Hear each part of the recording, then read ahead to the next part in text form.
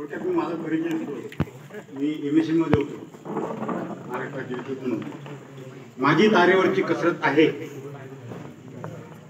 माझी तारेवरची कसरत आहे. पाना आणि पेनची स्पेसची माझं बंधन आहे. आणि जिथे बसलेल्या कवीशी माझी इतकी दोस्ती आहे, ती खूप दोस्ती आहे. सुरुवातीला इथे आलो मी, हा माप बिलकुल कमी होता. या लोकांच्या रमणी आणि रमवण्याने आज हा भरगच्च झालेला आहे.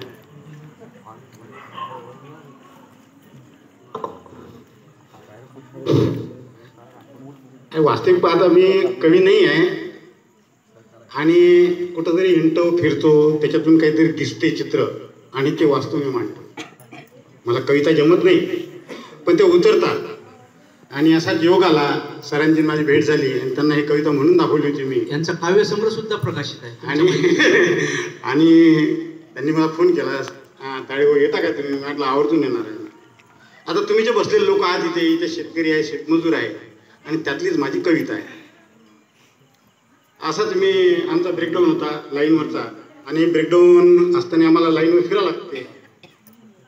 आणि मग लाईनवर फिरत असताना एक हरभऱ्याचं शेत होतं आणि त्या हरभऱ्या शेतात तुम्हाला सर्वांनाच माहिती आहे की पाखरं खायला येतात.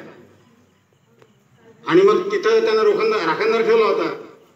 तो गोपणीचा गोटाने ते पाखरं भिरकावत होता. ते पाखरं भिरकावत असताना काय झालं की त्या पक्षामध्ये, आता तुम्हाला माहिती ते पक्षी कोण होतं म्हणून, पण त्या पक्षामध्ये एका पक्षाला तो गोटा लागला आणि ते पाखरू तरफडून पडलं. माझ्या मनात आलं की त्यालाही भावना असतात, म्हणून ती कविता मी सादर करतो. त्या कवितेचं नाव आहे मैना. ती मैना काय म्हणते? मुठभर दाण्यासाठी शेत राखणी त्या केली, तुया कोफणीच्या गोट्यानं माई नयना हेरली, माई मयना हेरली. तुझ्या कोफणीचा गोटा राजा तिच्या काय झालं भिडला, तडफडाट पाहून तिचा थवा पाखराचा उडला, थवा पाखराचा उडला. सारीच सोडून माया मयनाले पडून या गेली, तुया गोफणीच्या गोट्यानं माई मयना हेरली, माई मयना हेरली.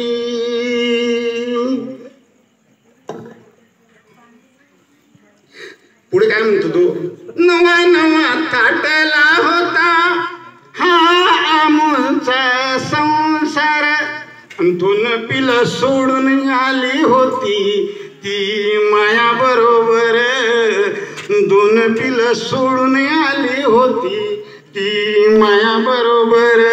चारच दाणे तीन होती मुखात भरली, चारच दाणे तीन होती पिलासाठी मुखात भरली. तुया कोपणीच्या गोट्यानं माई मैना हेरली, माई मैना हेरली. पुढे तो म्हणतो, आता तूच सांग राजा मी माघारी कसा जाऊ, तिच्या पिलासाठी माये कोणती उभी ठेवू, तिच्या पिलासाठी माये कोणती उभी ठेवू.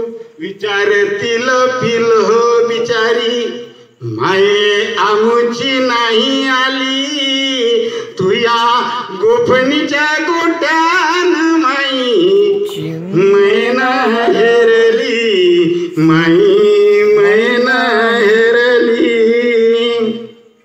नको नको राजाला पुढे गोटा गोफणीत ठेवू, पिलाच्या मायेचा जीव उगा नको रे तू घेऊ, पिलाच्या मायेचा जीव उगा नको रे तू घेऊ. आमच्या नशिबी आलं म्हणून सवड सांगाया मी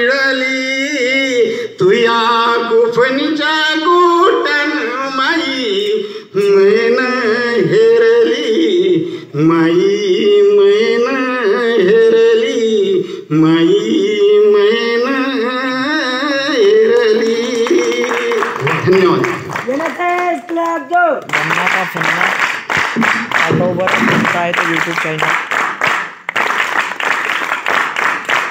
पक्ष्यांची मोठ्या प्रमाणात आपल्या देशात हत्या होत आहे.